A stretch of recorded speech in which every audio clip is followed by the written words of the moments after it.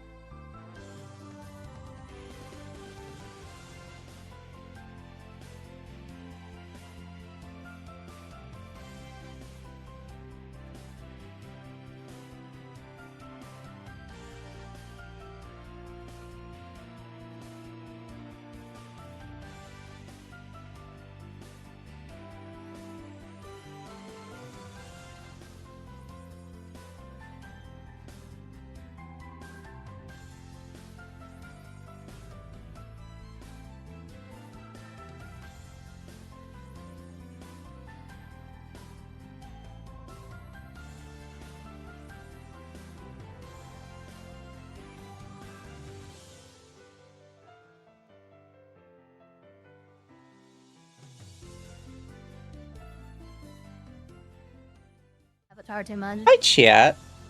Hope everyone's having a good day, good night, good evening, whatever time it is for you. Hi, everybody. Unironically, though, I will too, just to see how bad it is. I hope it's not too bad. Like here's something that'll probably get me killed. We'll get there in a minute. We'll get there in a minute. I don't. Yeah. Trying to skip ahead. Anyways, how are you guys doing this week? Good. I quit my job. All right. We heard about that. You quit your job. Very nice. Very how nice. was the quitting? The quitting. Good. Last day, they transferred me to another area to do work for another side of our area, and it was raining all day, so I was working outside. I came home and my Well, that's kinda socks were gross. literally dripping with water. Ew. Could have been worse. Could have been worse. It was not that bad in my personal opinion, but I was just like, my last day of work is supposed to be a big deal.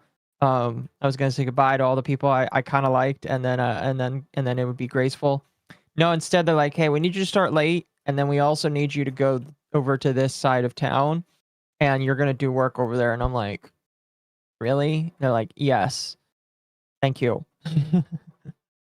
Thank you, Internet Zen. Says 9 months. I've been trapped willingly under the tea for 9 months. I'm okay with this. Nice to see Mizu broke the glass and got the lolly out for us. Yes. Hi. I mean, technically, I got her out because I did Yeah, really they bad ambushed with me in chat. I did really Not bad you. asking people this week, and I was like, "Hey, Ava, do you wanna talk about Avatar with us?" Yeah, and Ava said I yes. am a pretty decent like understudy for if you guys forget to get a guest. This is true. This is very true. To be fair, we didn't mention Avatar, but since you guys keep trying to spoil it, we'll go ahead and get into it. So, chat, Look, if you guys did I not have some see it, serious tisms. the new Avatar has finally been announced officially. Even some of you probably know about it already. Some of you probably don't. Some of you are like, finally, We're not. finally, we can try again. Yeah, we're not listening to any of it. Because I have no idea like what kind of trouble you'd get in for this. Basically, Viacom is probably gonna. Yeah, I wouldn't. But we now have confirmation that Korra literally ruined the entire world, and it's a post-apocalyptic Avatar universe. That is amazing. That makes sense. I also So here's the thing. You go first. You go first. Yeah, sorry. Here's the thing that I said earlier. I'm like, oh, my take will probably, get the pitchforks out. But I didn't hate Korra.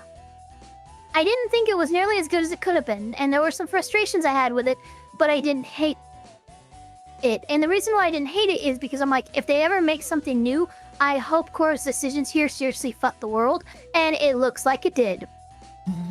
Like, literally, when Season 2 happened, towards the end of Season 2, everything in Korra makes a decision that she makes that I guarantee you is the catalyst for the end of the world. I was like, that's gonna fuck everything up for this world after Korra is dead. And looks like I was right. So, I have to give a disclosure. I have never watched The Legend of Korra. Ever. I would recommend against it. Only watchable if you are able to. Yeah. I would only really watch it if you are somehow able to effectively separate Korra from the masterpiece that is the original series. Yeah, I've watched the original series. I actually remember watching the original series when the finale came out live on television. If I'm remembering right, it was like a 2-part series where like you had the first part and then you had the second part. And like it was a really big deal to watch, and I watched the whole thing like on television, and it was like really super duper cool. So like when I heard that there was like another one, I was like, oh, that's kind of cool. That's neat that there's another one. But everybody keeps telling me, don't touch Korra, don't touch Korra. It's really bad, and I'm like, okay, so I've never touched it. It's funny. A lot of people like, and people don't anymore because like enough people have shown like, hey, the difference in technology over 70 years, like just like in real life, is crazy. But a lot of people kind of had a problem with like the quote-unquote steampunk setting. And I'm like, guys, in Avatar Last Airbender, they had fucking like blimps and tanks and drills, and like they were just at the cusp of like the industrial age, so that's not a big deal. Most of those complaints went away when we had our Mizu character introduced, 3-year-old managing to bend 3 of the elements. Yeah. Everyone went, okay, never mind. We don't hate it for that. We hate it for this. I mean, that's always kind of been weird to me because I'm like, wait a minute. We literally have Ba Sing Se, who, which was a very technologically advanced city. So I'm kind of confused. Oh no, Ba Sing Se wasn't technologically advanced. No, the Fire Nation was. Oh, was it the Fire Nation? The Never Fire mind, then. Nation, yeah, they were the industrialists. Ba Sing Se was I mean, still they had weather operating balloons on, and well, we shit. have earthbenders, and earthbenders can just make stuff move, so just yeah, make like their stuff move. trains. Yeah, their trains were made of earth. Their gate opening and closing was made of earth. The Dialyse handcuffs were just earth coated around their freaking hands. Like they just really, yeah, they made it look technological, but it was just earth bending. Yeah. Fair. Maybe I'm remembering it wrong. Fire Nation but- was actually making, like, proper steam machines. Oh Steam yeah. and coal power. Well, I mean, they Yeah. were the Fire Nation, so that kind of makes sense. Yeah, I think there's, like technologically speaking, there's definitely a big difference between firebenders learning they can use their fire to power a train, and earthbenders just literally kicking the train down the tracks. Pushing it. Right. Yeah, exactly. One of them took, like, You know, substantially one more, cool- like, yeah. technological, like, know-how. Right. But yeah, Yeah. no, Dave was right. They were already on the cusp of, like, a technological breakthrough They in really the Avatar were. world. So I'm glad that complaint like kind of died very quickly, just because of the absurdity of how they introduced Korra. And I do think they kind of walked back her ridiculous Mary Sue-ness quite a bit, especially in later seasons. But by then, the damage had already been done. Yeah. I'll never get over the fact that in the comics they just made they made the Fire Lord homophobic despite, like, his sister or some shit. That was fucking hilarious. It's so stupid. I don't know why they did that. Another good one. I love that in the comics, there's just a fucking forklift. Like when Sokka and all of them are kids, there's just a forklift that just shows up in one of the panels, and that's canon. Yeah. And I'm A like, what forklift? the hell just happened? Why do we need a forklift? I'm a little confused right now. Look, I couldn't even tell you the context because I haven't read the comic, but I do know there's a panel with Sokka like excited that there's just a forklift in like the North or South Pole or something. It's very strange. What? For Yeah, people like, for people who did not know about the Avatar Korra comics, because I saw a couple people mention it just now, in the comics, they actually expand on the fact that Korra's gay and is dating that Fire Nation chick. And she goes to her parents to come out to her parents. Sami? Yeah, Sami. And her parents are like, we love you and we support the fact that you're gay. We just want to warn you that some people out there are homophobic and they might not be as supportive as we are. And they have her like flip out on her parents for some reason. What the fuck? Yeah. That seems incredibly. I mean, that would be the most fucking that's the most amazing response I think any person in the closet could ever hope to receive when it comes to like telling their parents something like that. Yeah. And Okay, then we support you, but just be aware, you know, the world is a cruel place. and then So in she that pulled- comic, That's a fair warning. in that comic we found out that being gay was banned in the Fire Nation during the Great War because apparently Fire Lord Ozai's sister was gay and he didn't like his sister, so he outlawed being gay just to spite her. That is quite a spite, my man.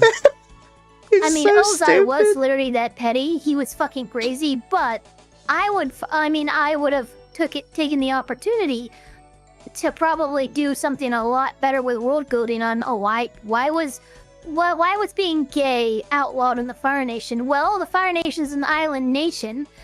Birth rates were declining, and they needed soldiers for the 100-Year War, which is Yeah. why. I mean, there's a good way you could have explained that. That's a good way to Without, explain it. oh yeah, Ozai was spiteful against his sister. No, you could have gone into like the socio-economic reasons the Fire Nation believed they had to actually make this law just to keep the war going. They just wanted Well- to be mindlessly evil. I think inherently, It's- if you want to look at gay as a culture, being gay is something that you can only really do in a culture where everybody is already pretty economically sound and we already have plenty of people around. If not, you kind of have to look at it as That's just like, true. because like again, it's like a genetic dead end for dating. Because unless you're like getting another child that you're siring or adopting, you're kind of like I see capping off JJ, the the Demon bloodline. Slayer, is saying so is Japan. And yes, guys, Japan is pretty much the direct inspiration for the Fire Nation. Whereas, like where do the Shaolin monks live? Tibet or something like that? Yeah, they're like That is what the air nomads are based on. Like every culture that you see is based off of a culture in real life on some, the water tribes or the Inuit culture. yeah. Really Good. quick, thank you, Crazy Koala Man member, for 22 months. Appreciated. He just says rar. Thank you, Whoa. Slime Maverick, sent 5 gifted memberships, and congratulations to everyone who got a gifted membership. Make sure you say thank you. Artemis set for 5 says, "Woman becomes nature president, the world ends. What did Nickelodeon mean by this?" Thank you, Internet Zen, for the 20. As someone who mildly enjoyed the first 2 seasons of Legend of Korra, Korra had potential as a character. 3 elements at the start be damned. Yeah. They made her struggle like hell despite her skill. Delayed Mary Sue moment. Yeah, I will say there's some people who like really go on that scene. And I'm like, look, it's not that big of a deal. It's not that different than what Aang did. I mean, quite literally, being shown a couple waterbender tricks, Aang fucking wiped the floor with Katara, who at that point been practicing for months, in one fucking evening of being taught. An evening of being taught with firebending basic concepts, he makes a fireball, burns Katara, but he's still like, the elements are supposed to come easy to the Avatar, so I do think that's quite a bit much. They harp on that a bit more than they could, but there's a lot more than just that incident that points to Korra being a little bit of a Mary Sue. Yeah. Also for Wolfsbane, my main problem was lightning bending becoming a blue-collar job. Lightning bending requires you to become cold-blooded and high concentration. I could believe... So no, it doesn't. Well, I could believe outside of was- war times, more people could learn it with enough practice. Just like So how... here's what happened. Again, I'm an Avatar autist a little bit, and I've read a lot of novels. The issue is lightning bending was actually restricted only to the royal family for literally hundreds of years, dating back to the Sun Warriors. After the Fire Nation that we know it split off from the Sun Warriors, they actually restricted lightning bending to royalty only. Far more people were able to and had the potential to lightning bend, they just didn't know it. It wasn't until Zuko ended that restriction to royalty and lightning bending after the 100-Year War that it became a little bit more common, and common enough for, believe it or not, there's still only a few nations that actually have electricity. Republic City being only one of I think it's them, the Earth Kingdom, and parts of the Fire Nation. Like, Yeah. not everybody just has light or electricity. It's kind of like a creature comfort in Republic City. And then thank you, Wolfsbane, again. So stop paying attention to the comics when Mai broke up with Zuko and started dating an OC. That same OC constantly disrespects Zuko, the Fire Lord. Also no mention of Sokka or Suki at all in Korra. I think Sokka gets Sokka's like mentioned one briefly. scene and then never again. He doesn't get he gets a scene. It's him talking about it's him at the Trial of Yukon. And then I believe Katara mentions Sokka had died in passing when she's talking to somebody. I'm forgetting exactly how, but yeah, Sokka's mentioned only very rarely, and we only see one flashback with him in it. They did that That's on pretty purpose because they depressing. didn't want to confirm whether Sokka smashed Suki or Toph. Really? Yeah. Really? The truth. That's The truth is bullshit. he My man smashed deserves to. Yeah, I'm gonna be honest. He could totally Let's be do real. the Mormon. Sokka was polling. Sokka could definitely was do the fucking Mormon thing. polling during his time in Team Avatar. And Toph is confirmed to have children, but she never confirms who the parents are, like verbally in the show. We do know the name of, I believe, Lynn's father. Yeah, fair. Toph apparently But was a it's slut it's and like just gave it out. He was a man named such and such. Didn't really work out between us, and that was quite literally it. Like, it's a one passing line by a disinterested Toph. But she was a pretty successful earthbender. I could see her being a slut. But A blind slut, even. that is all that She there only is had 2 for kids, Avatar. I guess we won't know until it comes out if they mean all 20 episodes are dumping at the same time, or that all 26 episodes will be releasing on Paramount Plus starting on October 29th. I'm assuming, based on the leaks we got forever ago, that they're just going to dump all 26 at once. That would be interesting. And they're going to kind of write it off because my understanding is they've had problems with this show for a hot minute now. Really? Mm-hmm. Like what? Yeah. Well, the fact is, a lot of the any kind original of things. scenes and artwork of it were not supposed to come out when they did months ago. They were leaked. Oh, they had leak issues. I getcha. And the thing is, the leak showed them that everybody was making fun of the entire... Everybody guessed what the plot was when the leaks happened, which they've confirmed now is the real plot.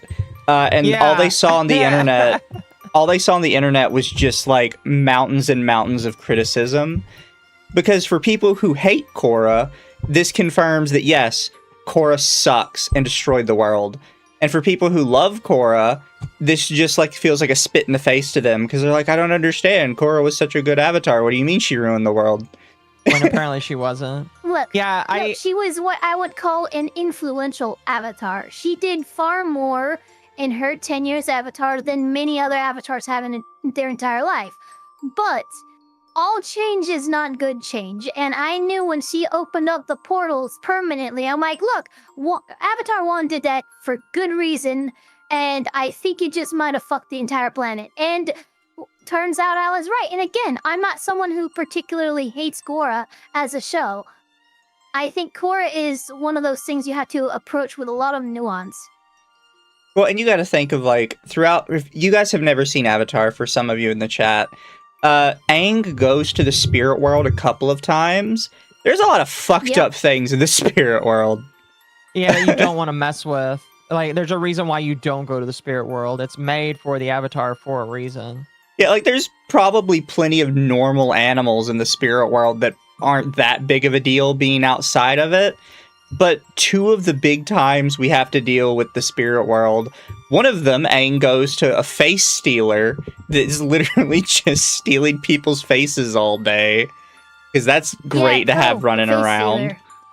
And the other one is a bear thing terrible. that somehow got out of the spirit world and is literally just ripping shit up every day. And nobody can stop it. Wait, okay, I want to make sure I understand this. So Korra opened the door to the spirit realm for everybody, basically, is what I'm hearing. And it destroyed the world. Yes. What? I think it led to the world's destruction. It was one of the things. Another thing that happened, and I'm sorry, spoilers for Korra, but fucking, you're gonna have to deal with it. I don't give a shit. Maybe we'll watch it later. But in season 2, Korra manages to defeat. Basically, we get this weird yin-yang story with the Avatar spirit of light and this other spirit of darkness. Avatar 1 managed to trap the spirit of darkness in this fucking magic spirit tree and close the portals to the spirit world that connected the physical and spirit world. Then the spirit of light fused with Avatar 1 and like, there you go, now I'm the Avatar.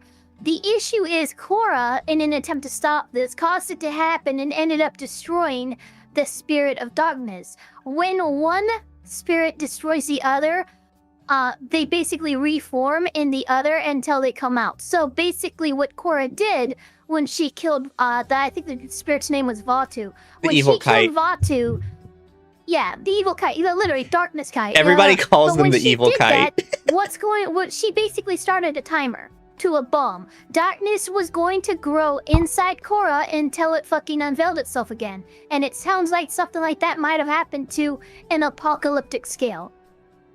Also, the one that everybody makes fun of is because of what Korra did, she managed to cut the Avatar state off from every previous Avatar that existed before her. Yes, the Avatar cycle was reset because fucking dumb bitch decided to get in a pissing match with this guy who decided to absorb Vatu and become the Dark Avatar.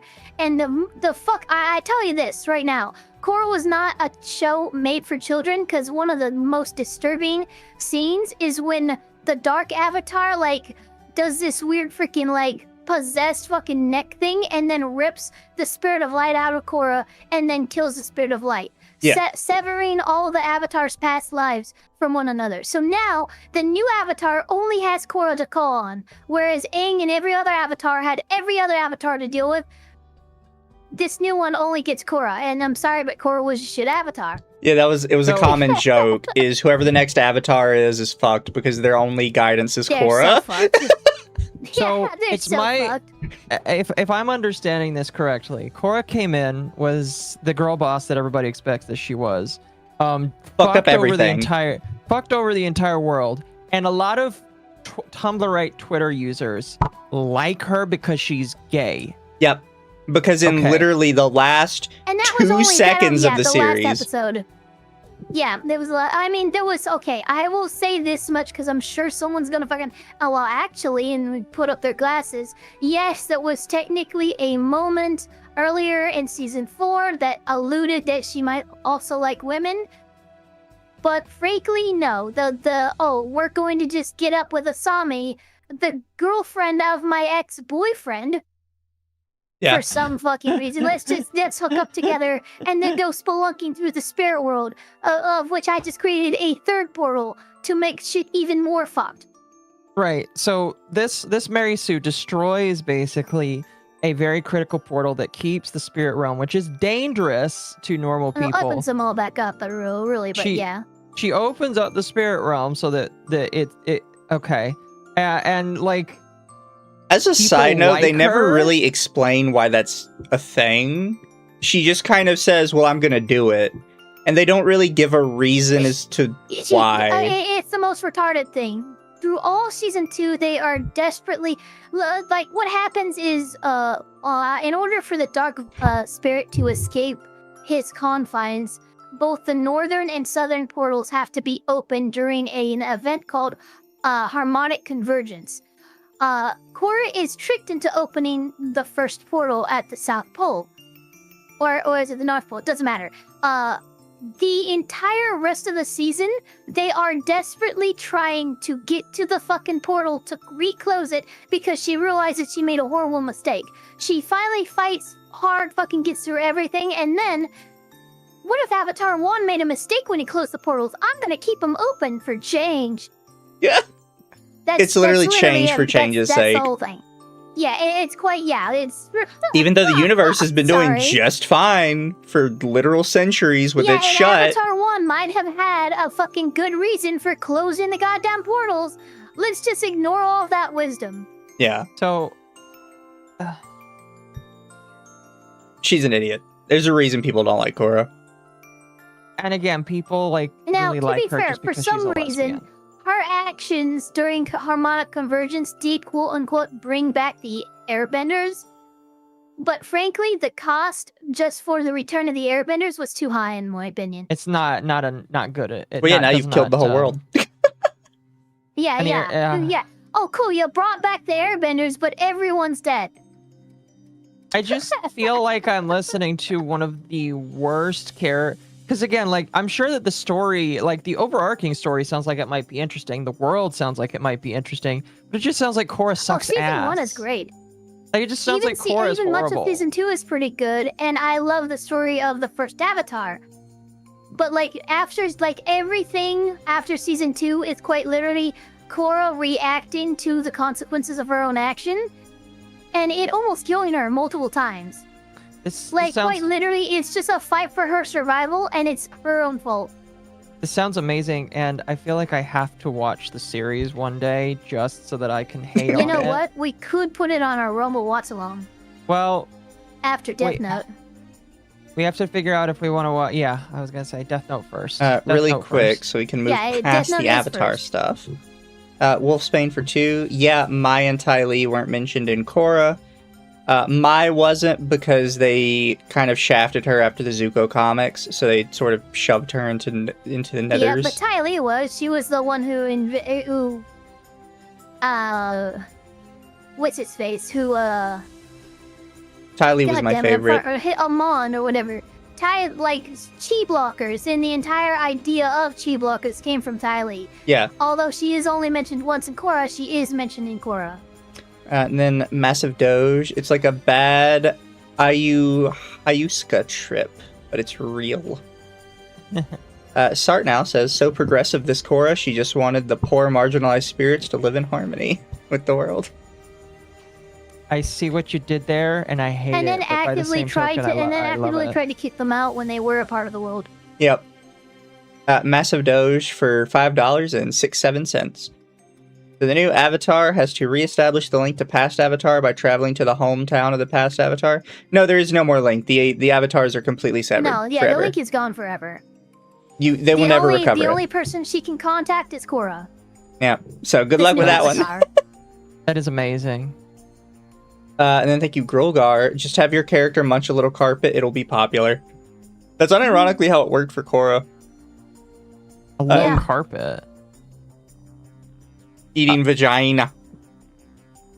Oh, It's a lesbian joke, Occo. I was lost there for a moment. And then thank you, Internet Zen. In 40k terms, Korra just ripped open the warp. The entire world is suffering from the consequences. Also, lesbian be violent and temperamental. What did Nickelodeon mean by this? It's a good question. What did they mean by this? Other random stuff I have for tonight. So this is a positive thing. Steam has updated their gifting rules. If any of you guys They have not did. seen this yet, Really? you can now cross-region gift. I didn't even know that was a thing. It's only just now a thing. As of, when was it? Yesterday.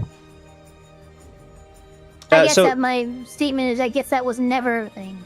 I'm surprised it was never a thing. I thought you could cross gift. no, you couldn't gift across regions because of the price differences. Now the price differences will okay. automatically adjust. Also, you don't have to be on each other's friends list to send gifts. I don't know why that change happened, but I guess some people are complaining about that.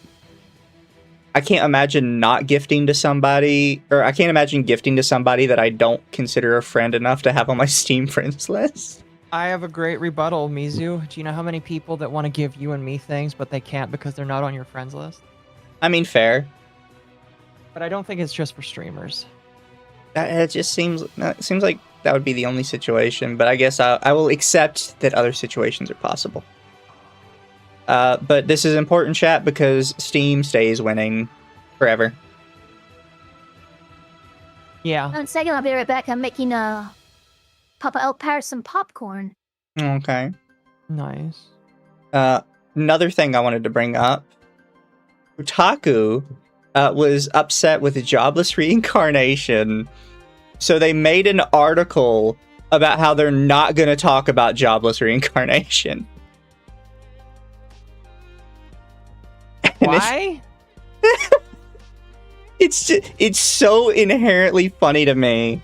Like, you know when people say, like, obviously you care, you're replying to me kind of thing? Yeah. It's like, we care so little about jobless reincarnation. We're gonna write an entire article about how little we care. It's like, why? That you care. You care a lot. It's genuinely so dumb to me, and when I that is saw this, I funny. was like cracking up. So stupid, dude.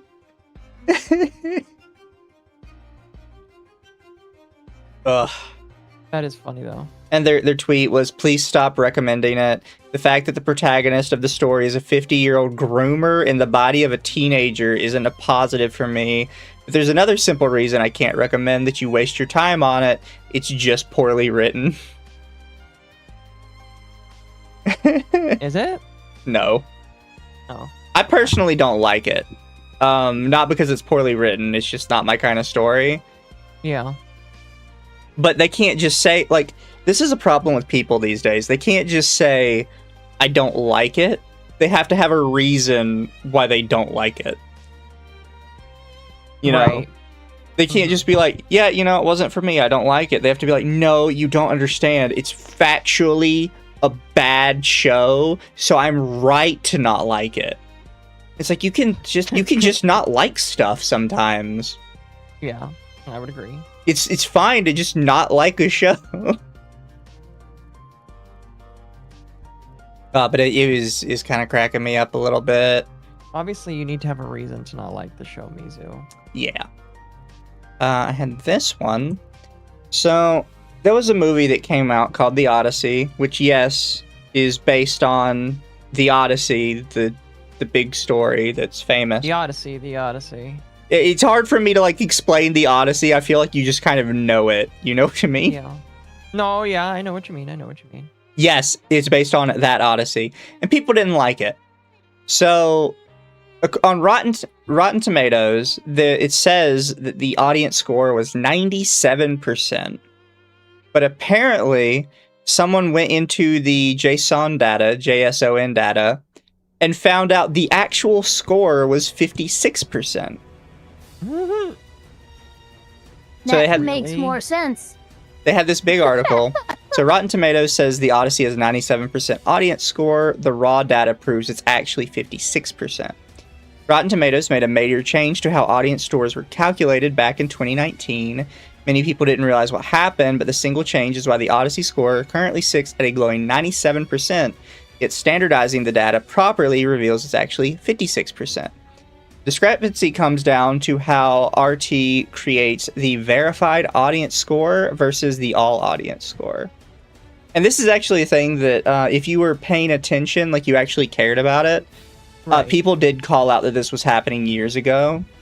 Apparently companies were getting very upset that the audience score on Rotten Tomatoes was negative all the time. So Rotten Tomatoes changed how they calculate it to make scores positive. Right, I do seem to recall this, yes. Yeah. So this is a thing people have kind of known for a while, but it's one of those things that goes in and out of the public consciousness. Mm-hmm. So apparently fantastically rated movie is a shit show, which most people have expected. It was not a good movie. I've heard that it made millions of dollars, though. Yeah, but it probably spent like billions to make it. Well, that's fair. That's fair. I guess the question is whether or not, like, it actually broke even. And if it didn't break even, then okay, oh well. I guess maybe it didn't. Thank you, Noir, says the Odyssey, aka how to have the worst road trip ever. Technically true. Some theaters are showing sold out, but they're not? Interesting. Yeah. It just makes it look more popular. I mean, that's not something that is entirely uncommon. I've seen that before. Yeah. Ava, did you say you were back? No, never mind. It'd probably be like another 5 minutes. I could have swore I saw them move a minute ago, though. They were moving a minute ago, but then I think they poofed again. They poofed. They poofed. It's you have to buy the most expensive tickets to watch it properly, and many are watching for the spectacle but not the story. I mean, fair. I guess my question is, did they really need to redo the Odyssey or remake the Odyssey? Or was the Odyssey already, like... Maybe I'm wrong, but didn't What if the I told Odyssey you that already they be changed made? the ending? They really? Yeah.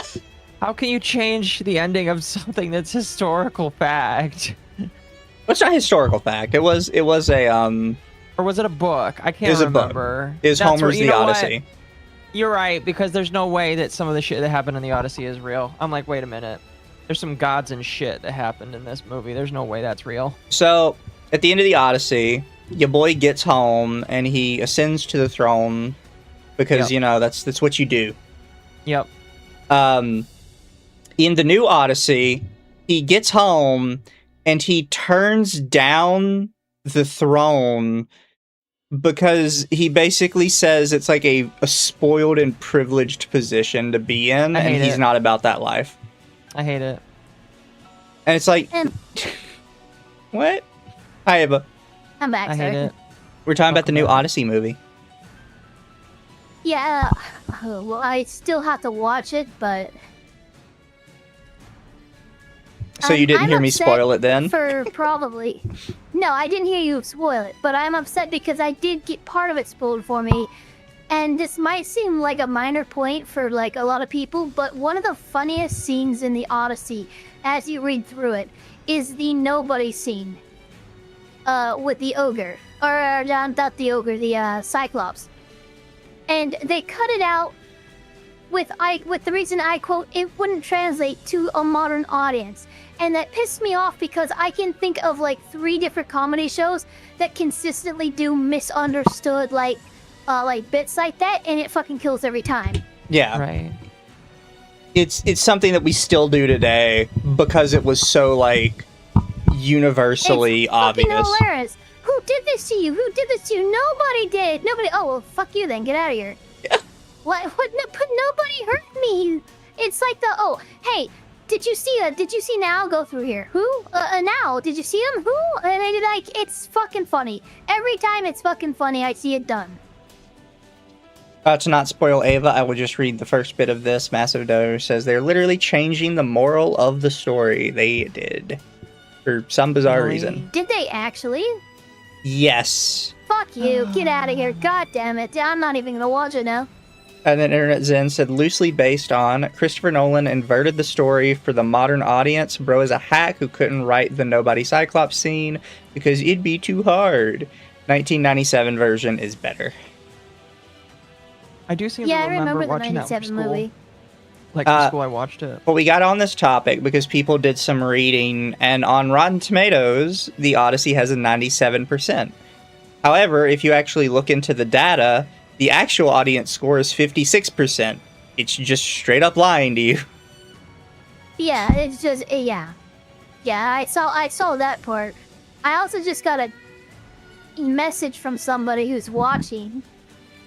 But apparently, there have been other avatars since Korra, but because of Korra's actions and shit, they've been actively hunted down and killed. Yeah, no, Like, that was no one wants the avatar. Holy, that's fucking crazy. that was part That of the is crazy. leaks. Like, holy shit. That was part of some of the We don't want leaks. another avatar so bad. We're just killing people. That was part of some of the leaks, is that it was alleged that people were hunting down and killing avatars because people were afraid they were just going to make it worse. I mean, Holy shit. I The world has changed from loving avatars to hating them. do you blame And actively them? trying to make sure that... Over one let's be generation, real. by the way. Because you literally have Blame Aang who stops the 100-year crazy. war, and then his successor Between ends the Avatar world. 1 and Avatar Korra, that's 10,000 years of lifetimes. Yeah. Like, I would have to do the calc here. I'm gonna fucking... I don't even give a shit. 10,000. I'm gonna just divide this by... let's do average, 65. I know some live longer, some live shorter. I don't give a shit. We are dealing with, on average, at least 153 different avatars living full, complete lives. Some give and take in there because, like, Avatar Kyoshi lived to be 300 or some shit. But still, hundreds of avatars, not a problem. The world loves the avatar always. You get one Korra, and that's done. All of that goodwill, gone. Yeah. That's crazy. Holy crap. It's funny. I'm gonna be honest with you. It's really funny. All it takes is one bad apple to trigger a genocide. Yeah. Stares at World War II. This is something that probably... Well, before I do this one, thank you, Internet Zen. This is what pisses me off about Nolan's excuse. Epic the Musical is unironically the Odyssey done right. If a 21st century musical can do it, Nolan has zero excuse for his sloppy writing. But this is probably something that is only in my wheelhouse of interest, but I will show everybody anyways. Apparently Chaotic is coming back. What's chaotic? Oh, it's a card game. Chaotic was a card game Gotcha. and a cartoon, and it was one of the first card games you could play online, and your cards actually came with codes so you could enter them on to the online game portal. Yeah. Which you have to think, at the time this came out, that was super big. Because we did not have, like, card games all over the internet like we do today. I loved Chaotic. I thought it was great.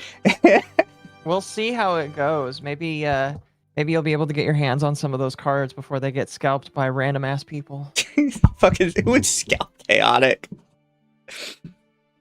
I don't know. It depends on how they do the treatments for the cards.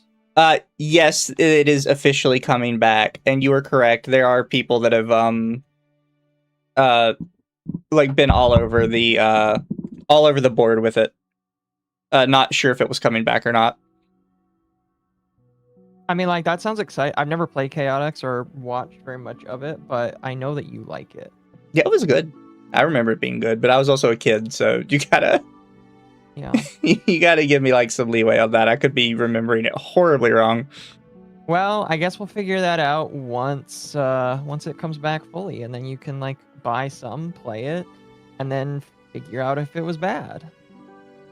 But also for one of the big topics of tonight, but we're not gonna stay on it too long because I'm not one to like talk about myself all that much. By the way, thank you, Lord Kagai says Taiga is crazy about Chaotic. I did see Taiga talking about it. I made a tweet about Ludwig, which is a tweet I've actually made about Ludwig like 3 or 4 times. I've always believed it about him, that he's kind of up his own ass and he doesn't really know what he's talking about. But this time he responded. Yeah, this time he not only did he respond, he took a picture of my YouTube page to try and like fuck with me. I'm like, what?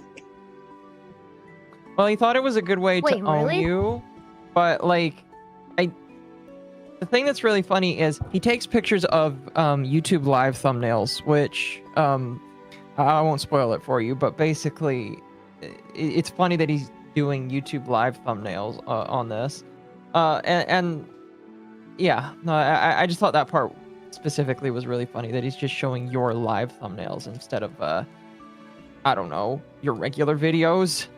Well, no, those are my videos. Oh, are those actually just your videos? Or I thought those were your lives. You know, No, these the are point just is, the point I made to him is that I'm a streamer, and like all of my thumbnails are just like from my streams, because I make thumbnails for all of my streams. Oh, fair enough.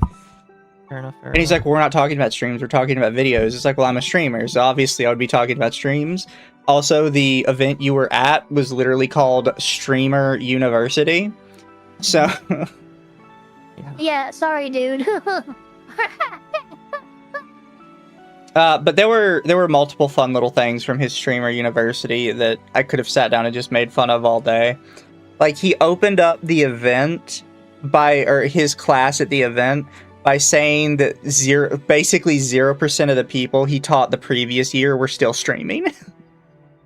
Literally a 0% success rate. That's a bad reflection on you, Ludwig. I'm sorry. That's not, oh, Jesus. That's like basically saying, hey, everybody, none of you are going to be successful, and this class you're in right now is a waste of your time. So anyway, let's start talking about... It's like if he walked in, popped his jacket and went, thanks for the money, and then just walked out.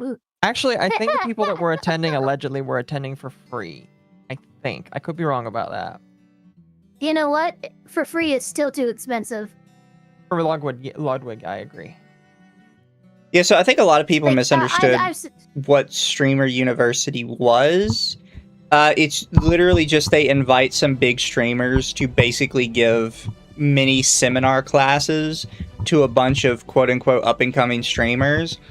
However, what we found out is there's probably like 3 or 4 people that attended that actually want to do streaming as a career, and literally everybody else is an asshole nuisance streamer. Oh, like Raikai? Yeah, like literally everybody else that was there was just some asshole nuisance streamer that just makes really shitty clickbait. Of course they were. Yeah, I remember. Yeah, I watched the Raikai guy. Like, I think it was him. Just like go and toss like random shit at women and I guess men as well. But like it was bad. It was like extremely bad. And I think Nina Lynn was there, even though Nina Lynn is like literally a rapist or a sexual assaulter and thief and assaulter of Amazon vans. Yeah. Random aside, assaulter of Amazon van. Yeah, she got on top of an Amazon van and started dancing on it. It was kind of crazy. That is an assault on I mean, it's assault on property, I guess. Yeah. There were. I mean, that van, there's no way it came out unscathed. Allegedly. Not allegedly. She did it on camera. We'll stick with allegedly. Yeah, we stick with allegedly. No, there were lots of fun All things things that are kind alleged. of came from his university. Not just the literally nobody from last year actually is still streaming. Which, as Ava said, that's a bad reflection on you when you as a teacher have a 0% success rate. That doesn't say, oh, streaming's super hard. Nobody like sticks it out. That's saying my advice fucking there's always sucks. been- Yeah, it does. And you know what that happened? This motherfucker thought he was Kakashi flexing with the bell test and his 0% success rate. It's like, no, you're not a ninja teaching other ninja. This does not reflect well on you the way it reflected well on Kakashi. Another thing he did was apparently his class was supposed to be the theme was, in order to get big in streaming, you have to get lucky. My class is about how to take that luck and continue to grow after you've gotten lucky. So it's like, At least okay, he admits it. yeah. So part of what he was like, okay, so like when you've gotten lucky, here's my statistics about how much I pay my employees. I have 15 employees, and every month I spend $225,000 on them. So apparently, every month he's spending $225,000 split across 15 employees, which means roundabout he's paying $16,000 a month per employee. A lot of money. And it's like, do you this reminds me of them hear yourself? Yeah, you're paying oh, whatever. I get tired. It reminds me of this random clip of Mizkif, and he's talking about the Asmon lawsuit. And, oh my god, I'm spending so much on that. But then he turns it around to all the quote-unquote giveaways he does, and he apparently had done $40,000 in giveaways to his chat by the second week of the month. And I'm just like, oh, so you're just paying people to watch you. Yeah. A lot of money. That's all you're doing. Chat's saying no wonder streamers are all broke. See, that's my thing too, right? I'm not saying people don't deserve to be paid a fair wage. You're paying, like, every little person in your business, on average, $16,000. What exactly are they doing that's worth $16,000? You know what's funny? There is a strategy right now. I actually covered it, where a lot of these streamers, because you know Clavicular, right? The Lux Maxing guy. Yeah. You know how he got popular? I think we actually talked about this on stream. He got popular because he paid people to clip him, and the sheer amount of clipping actually just throws you into the algorithm. So you could actually like build up a streamer. Like, I believe the luck angle for a shit ton of people. However, I also believe if you have millions of dollars to waste, you can actually become a really big streamer just by clipping yourself and throwing yourself into the algorithm. Now, that's very short-lived, because who remembers Clavicular other than myself and a couple of other people, and the fact that he shot a gator I can think of Florida. another great, not great creator, but another creator that blew up through the shorts algorithm. Oh, you Pirate know Software? him, I know him, everybody knows him. Pirate Software. Oh, I mean, Pirate Software didn't spend money for that. That was literally how. Actually, well, no. he just fucking. I'm wrong. I'm wrong. I actually learned. Didn't he? He Yeah, was I was pretty spending sure money he on did. it. He was spending money. Yeah, he I was was. wrong. Devin Nash revealed that people are he is spending money in that field. So Yes, I'm he is. wrong. He was spending money, and he was wasting Yeah, he his was. money. He trying to grow absolutely from that. was. Yeah. So, Well, I mean, I yeah. wouldn't say wasted, considering he did grow, but the thing is he's had such an unlikable personality that popularity quickly waned and like leveled out. I'm not saying that he's not doing well still. He is, but he's not doing like he was when I discovered. Most people in chat, I guarantee you, if they think back, the first time they saw Pirate Software was probably in YouTube Shorts. I also, when he was given the speech on how much he was spending, I wanted to do like it's the financial audit guy, right, that screams at people. It's like, Caleb why are Hammer. you spending Oh, yeah. $15,000 a month Caleb on that? Hammer, Caleb. I wanted to Caleb hammer him, because underneath the 225,000, he had something like, and on travel, I spend 60,000 a month. It's like, you're a streamer. Where the fuck are you traveling that you need 60,000 a month? You know, Mizu, that's like literally if I combine YouTube and my old job, that like is almost That's like way more than both of them combined still. I'm just like, where do you get that much? Yeah. Like, why do you waste that much money on that? Like if I had $60,000 to blow, a good portion of it would go towards another good computer just for the streaming. But then another good chunk of it would just go towards so much other stuff. I could pay down so much of the things that I have debts in right now that I would love to pay down. I have so much shit that I could just pay for with 60 grand, you know? It's just like, why are you spending 60 grand on fucking traveling? It's just like crazy. It's just like one of those things where when these creators fall off, because eventually all creators just like fall off unless they are able to waddle through relevancy or they have evergreen content or they can shift it. I'm just gonna look at them. I'm just like, did you invest any of that? Yeah. Did you buy any magic cards that you could sell 10 to 15 years down the line? That kind of does make me think too. It's like Streamer University. I don't know who these people are who put this on or whatever, but I'm like, if you wanted to actually do something and help these people out who are attending this quote unquote university, I would look at someone with a track record like MatPat, who actually retired and has consistently produced channels. Whether you like him or hate him, I'm not a super huge fan, but he has, what, 4 or 5 channels he made over the years that always get over 10 million? Before he made his channels, he was doing analytics for other channels. Like, that's somebody who has a track record of consistent success that he's able to repeat again and again and again, to the point where he's like, well, I'm out. And he's one of the few people, along with like JonTron and PewDiePie and stuff like that, who actually got out and just won the internet. Yeah. Those are the people you want as professors for Streamer University. Well, that's what now I JonTron is like making ads for television, I've been told. That's one of the things that was in this tweet here that I specifically mentioned, was that Ludwig has an experiment where he tries to make a second channel, can't get it off the ground. He pays a friend to watch his videos of his channel, can't get it off the ground. Eventually just admits outright that it's his channel, still can't get it off the ground. No, he had to start plugging it in his stream and stuff and breaking his own rule. And what was amazing is he broke the rules that he set off with the offset, and he still didn't quite make his fucking goal. Yeah. Like, that's the thing, is like, it's okay to admit that you were lucky and whatever, and you can, hey, you know, I got lucky, this is what I did, I don't know if it'll work for you, but don't act like you somehow are able to repeat success when you have never been able to quantify that for us. Yeah. Yeah, no, I agree. I agree. I'll hide my screen from chat, but I know I have it in here somewhere. Where one of my complaints I had with him replying was he was upset that my thumbnails were wordy. To which I just had to point out they are kind of wordy, I'm sorry. Yeah, but I had to point out that there are different styles of thumbnails depending on what you're doing. Ludwig's idea is that your thumbnails have to be this at all times. They have to be like this pog facing, right? Oh my gosh, I forgot that he did the Lunchly thing. Yeah.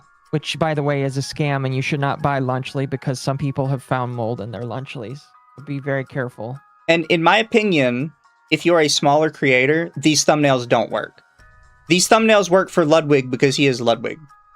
That is just how it happens, right? Yeah, I'm gonna tell you right now, I started my, like, a lot of my placeholder thumbnails are like me doing things and then something in the background, no text. I'm telling you right now, YouTube hates me for that. For those thumbnails, those videos are never pushed. It wasn't until, because I am smaller, I'm not as easily recognizable, I started adding text to my thumbnails, thank you to Occo, that, you know, this stuff actually shows. Now it's like, I think 47 to 67% of my video comes in from like YouTube suggestions in the ad. Like, someone sees my thumbnail in the more for you thing and clicks it.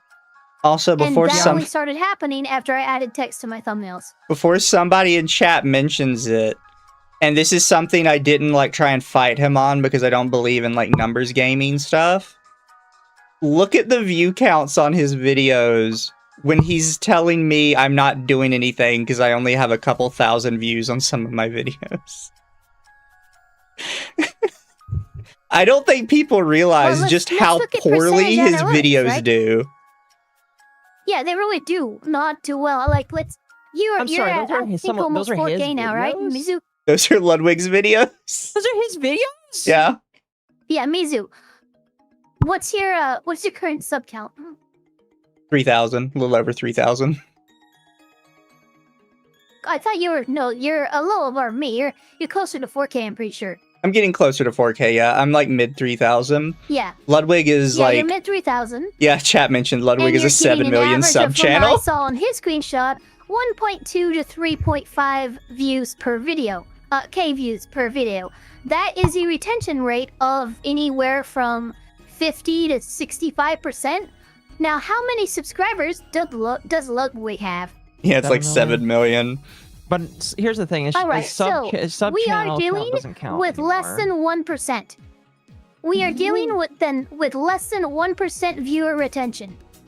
That's fucking crazy. And that's the I thing. will say That's my that thing, is sub he's saying count my doesn't matter thumbnail... anymore. Yeah, but the problem is he's saying, well, your thumbnails aren't clickable. Nobody wants to click that. Bitch, about as many people are clicking mine as is clicking or yours. I don't think you know what you're talking about. He's the one who brought the numbers into this first. Fine, I can fight with numbers. And here No, we that's go. fair. Guess what? You add ratios, you add percentages. Ludwig, you are performing far worse than Mizu is. There's no Which reason is it should be funny. this bad on some of his videos. It's so Well, bad. you want to know what's here? You want to 6.3K know views. That's crazy. if you want to know what's really funny is you remember that there was a period where he was a full-time streamer on Twitch. But then guess what? He decided to go full-time on YouTube because he was offered a very fat bag, and he started to really push how much he loved YouTube. Well, guess what Yeah. happened? He changed from YouTube back to Twitch when that ended, and it's because he didn't really care to grow the platform. He didn't really care to do very much with it. He also gave up on doing his secondary news channel because every single time he did a video with Hassan got mad at him because you can't talk about Hassan Piker because that made him mad. So it's just like the thing I don't like about this guy is he really good at knowing how to stream on Twitch? Yes, I think he knows how to stream on Twitch. I think that's like his place. That's where he knows how to do. I think me and Mizu will definitely agree that like you and I don't do. I mean, like you probably do a little bit better on Twitch than I do. I but, do like, terrible on Twitch. Twitch is not our home. Twitch is not what we do. But like Twitch is his home. Twitch is what he does. It's what he does well, despite the fact that he ran away from it for a while to get a fat bag somewhere else. But like when it comes to YouTube, it's just like we have discovered, like in our niche, like if you want to compare the niches that me and Mizu are in and like the output of views to like what we do, and again, not to numbers feed because I think it's dumb, but if you want to like compare and contrast, me and Mizu are very much so successful in the realm that we do things in. I mean, like Mizu talks about all the time. Disproportionately, you have a higher viewer retention and average CCV than just about anybody in this sub count range that I would say. Yeah, that I've ever seen. I rarely ever get over 100 CCV. You guys are consistently over 200-300 sometimes. In fact, right now on UnderTheTea, we're over 200. Yeah. Yeah, and I mean, like, I part of the appreciate reason you guys. We love you, chat. we definitely, like, legitimately, I told this to my chat the other day, I'm definitely amazed by the amount of people that come in and just hang out, you know, because I am.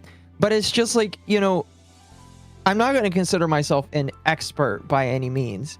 But like me and Mizu got lucky. We got into our niches and we've been able to refine them, and people stick around because it's interesting, because people want the kind of content that we produce, and we're doing things and people are supporting us. Again, the support ratio and with what me and Mizu are doing, it's absolutely wild to me. And again, if you want to like compare on like a percentage scale, I'm sure that like if you really wanted to do it, like me and Mizu would be among some of the top streamers.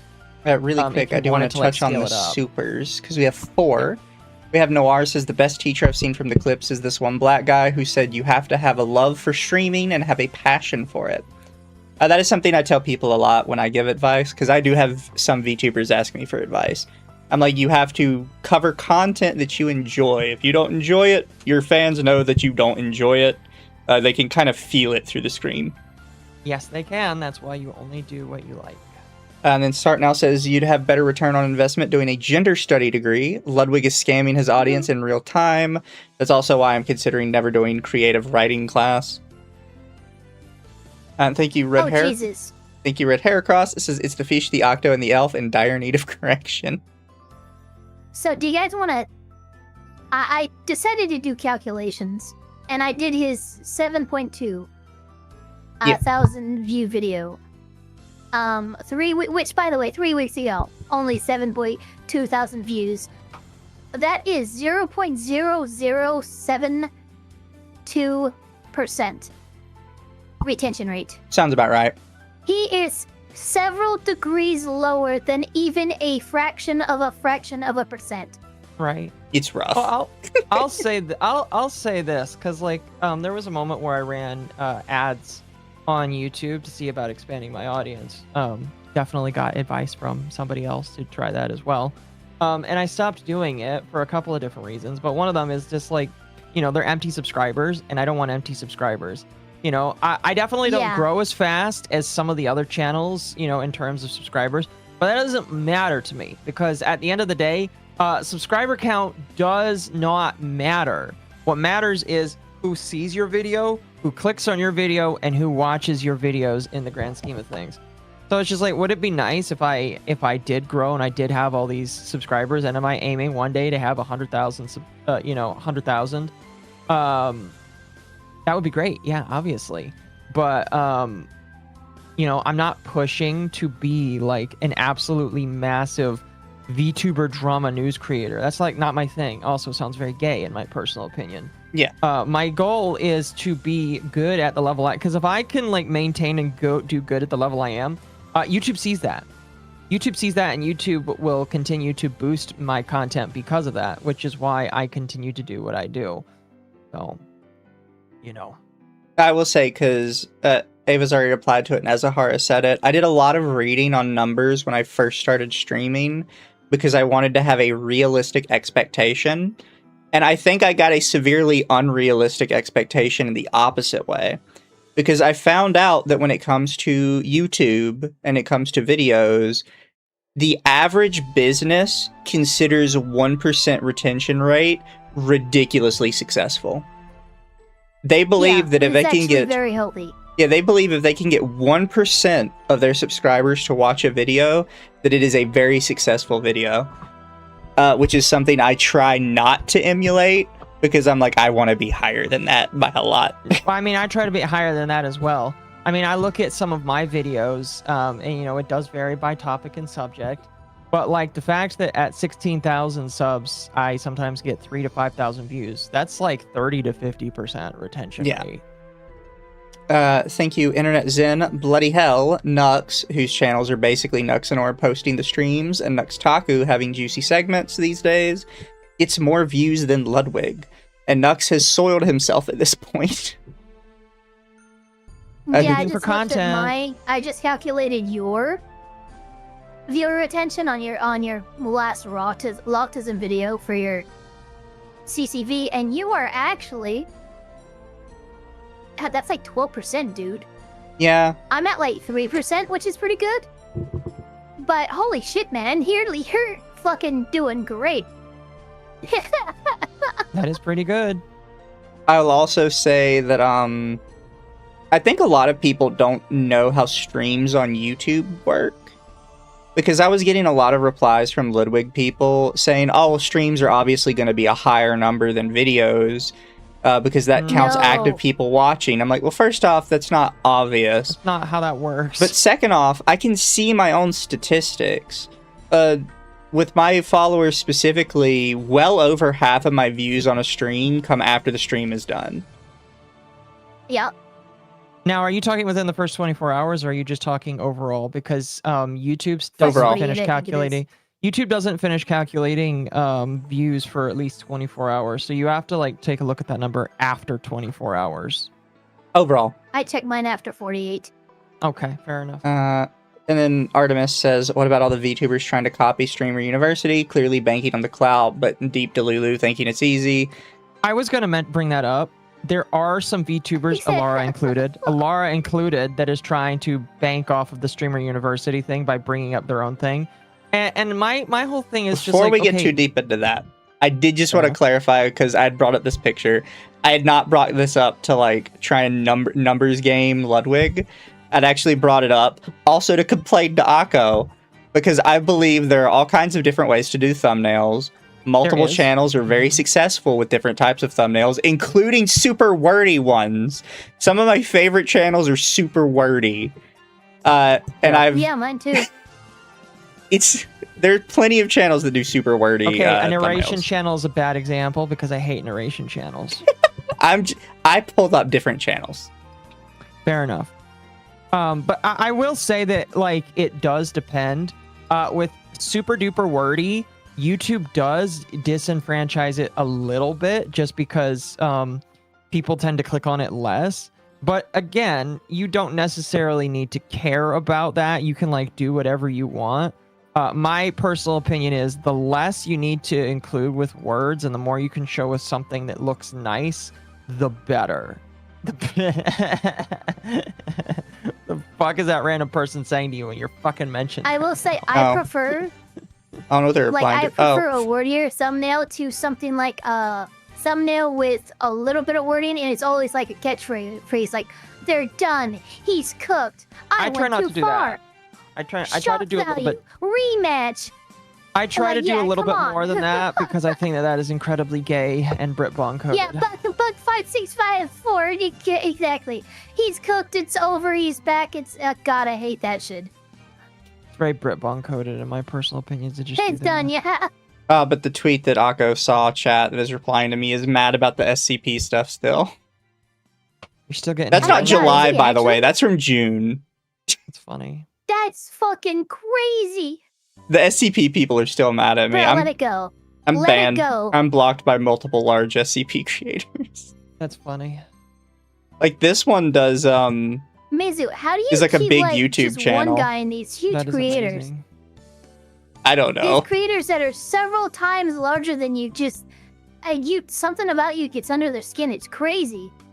I don't know, Ava, if you've gotten a chance to see some of the SCP streams me and Kendra have done, but the rewrites for the SCPs have gotten really bad. Like, really, really bad. No. I don't like to hear that.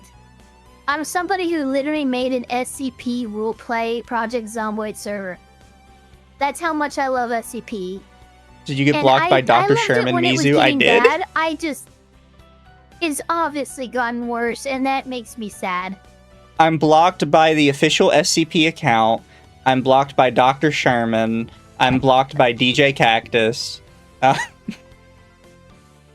These are all names that I have no idea who they are. They all don't like me.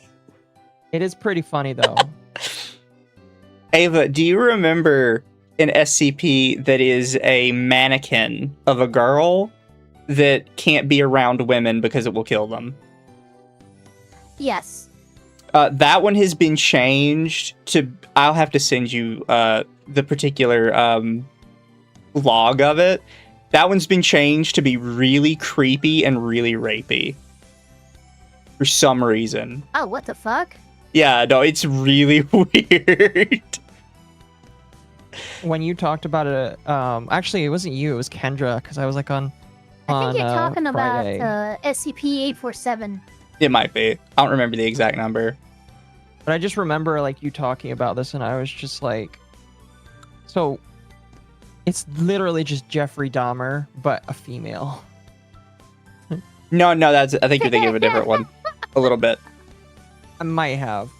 Well, like, might if I have. remember correctly, and this is just me flexing my memory, just a tiny bit. But SCP-847 would only go berserk around females. But after they went berserk, they would actually turn the victim of their berserk fucking freakout into another form of SCP-847, just another mannequin. And they would actually use those body parts to fuse it and make them like their base body even fucking bigger and crazier. I'm not gonna read They it. also would act really fucking weird and flirtatious around men. I'm not gonna read it, but I'll just send you the log and you can read it on your own time. But me and Kendra read through it and we're like, what the fuck is wrong with you people?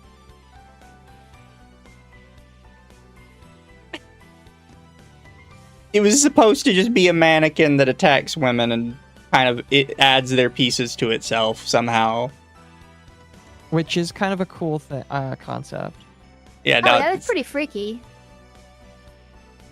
And they kind of ruined it, it sounds like. No, it's horrible how it's written now. All of the rewrites have been horrendous. Sometimes less is more. Yes. Yes, but sometimes less is more. Did you have anything else you wanted to say on Ludwig before I took us into a side tangent to our main topic? Not about Ludwig. I did want to bring up again that like a lot of people are basically trying in the VTuber space are trying to do the streamer university but for VTubers, and I'm just like, why are you doing this? Why do you need to constantly make a program for something? This is a thing that so many VTubers follow. Like, it's just like it makes me feel like they don't have any content that like they're not inspired to do anything except for this. And I'm just like, why are you doing this? You could like actually make good content that has meaning, content that people could enjoy, but instead you're choosing to come out and say, oh, I'm gonna do the streamer university thing. And when you look on the inside, I'm just like, okay, yeah, you're a 200-300 view streamer, great, fantastic. Like, what are you gonna tell people? That you got lucky streaming yourself singing like songs or some shit? Or that you got lucky talking about drama? Again, I bring up Alara as an example because she's the one that like tried to tout her like services again, and I'm just like, Alara, you got popular because you're one of the first people that told news on the scene, and you got really good at doing it. Some people believe that at the very least. And so that's she does not do it well. I don't really know how she's doing right now, but like she's in a group now, by the way. I don't think we talked about that. Yeah, it's whatever. They can be in whatever group they want. Yeah. Yeah, their own little fan club thing, do thing. I will say it's kind of a harbinger of the death of an industry when you start having schools and lessons and programs and these like people selling the way to make money easily off of that's like the death of an industry when you start getting a lot of that. And also nobody wants to be known as a teacher of that kind of shit because, as we all know, those who can't do teach. Exactly. Yeah. I will also throw this out here just because you already mentioned groups, because I saw this with another VTuber recently, the Roach VTuber. A lot of these groups do not end up working out well because nobody knows what everybody in the group believes yet before they decide to do these.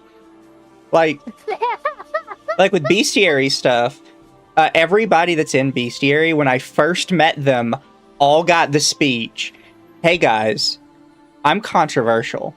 People really don't like me. Here is A, B, C, D reason they do not like me.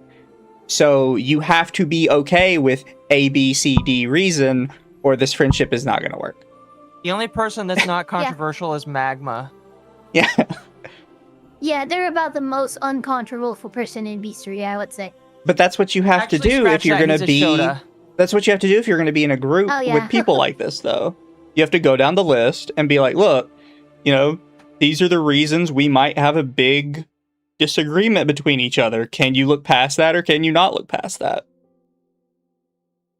And a lot of these people don't do it. They're just like, oh, you're a VTuber, I'm a VTuber, let's just be a group together. It's like, oh, good luck with that. Good luck with that. Yeah.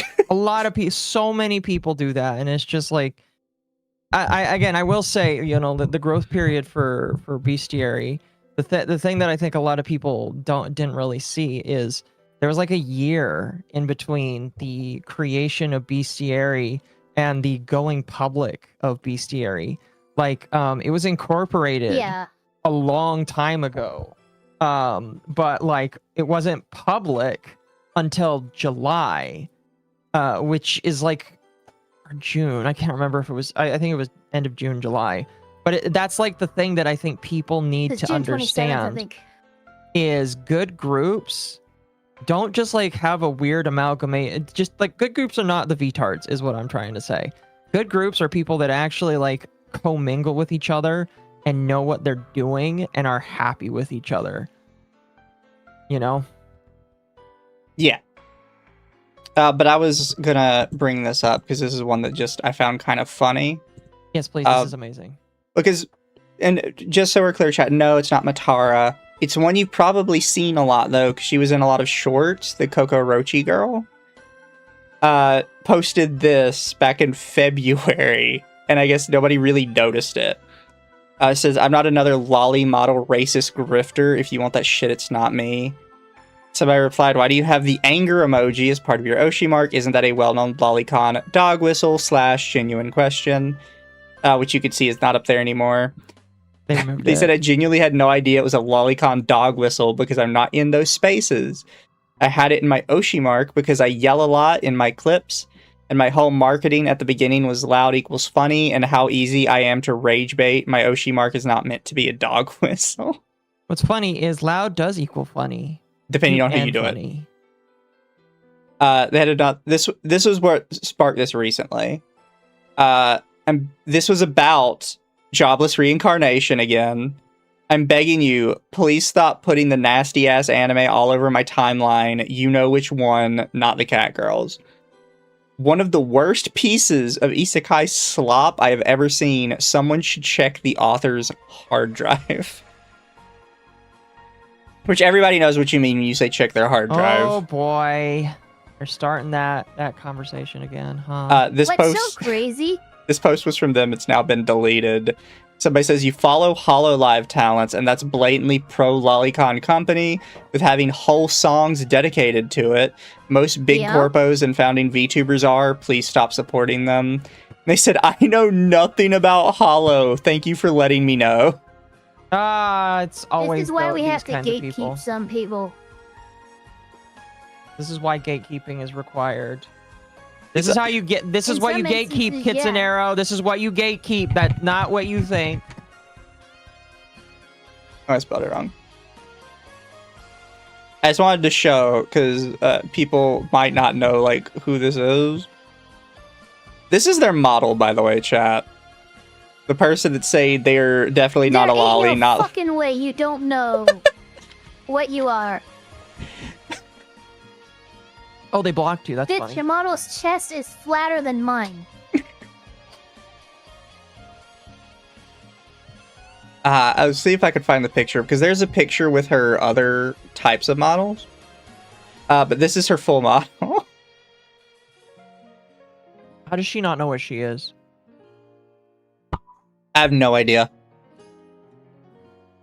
I might have to go to my Very page for the thing. Twitter, or for the message of it, because apparently there were 3 options for her model, and she intentionally chose the only lolly out of them.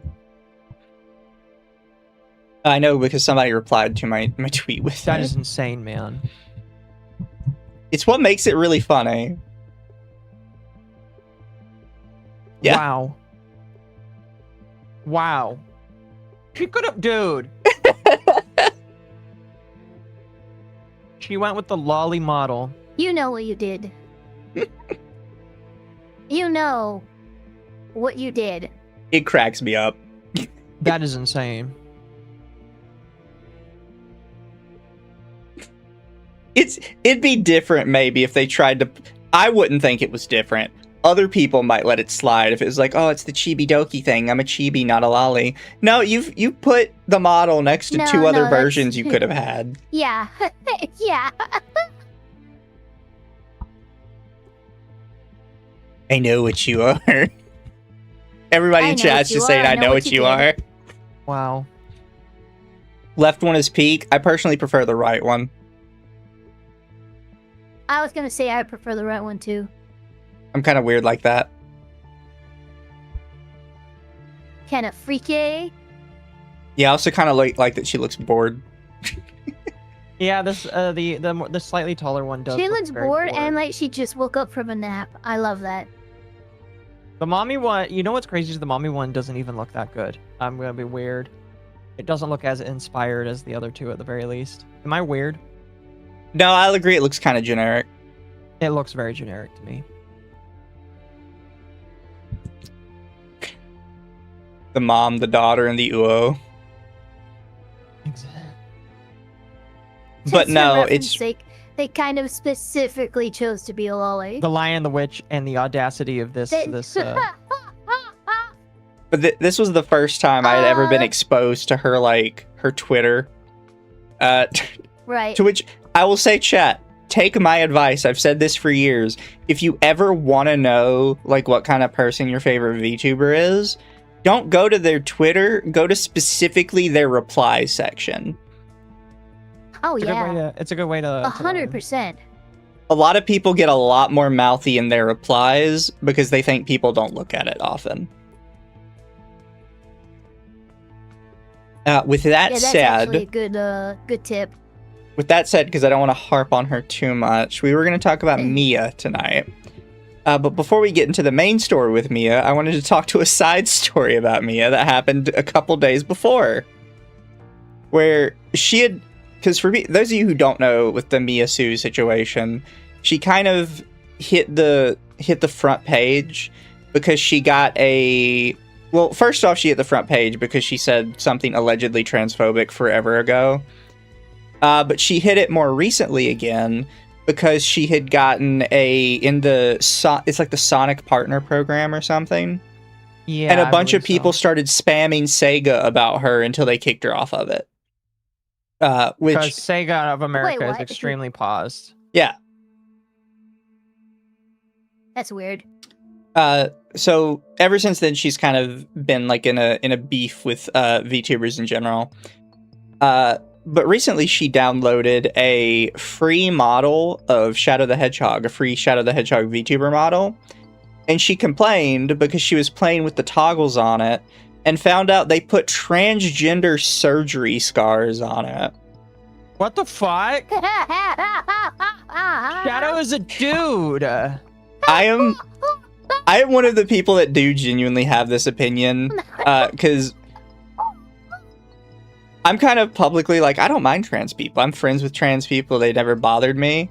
But Same. people who like insist on putting like top scars into shit, it's like, you're really weird, dude. Like you're really weird. Like, why? So that's what I call a litmus test. It's the way that you can easily determine someone who actually, has an issue with their identity and changing it actually helps with that. I know several people like that frankly the person they are now is 100 times less toxic and 100 times better than the person they used to be.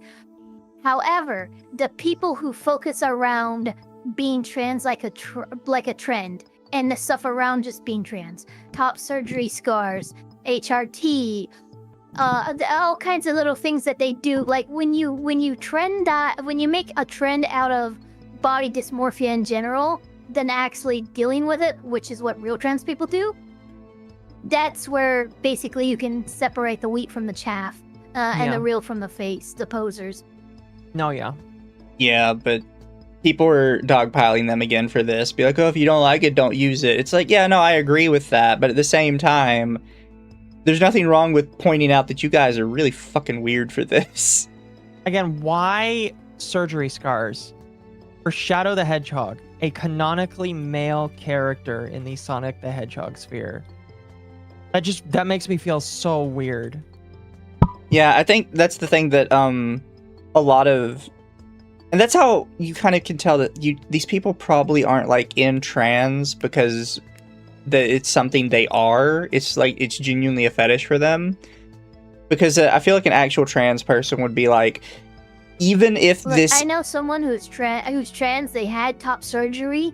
They came to me thanking me because I suggested to them arnica oil for their surgery scars. It helped them fade quite a bit. They were ecstatic because a real person who is in that position isn't showing it off like a badge of honor.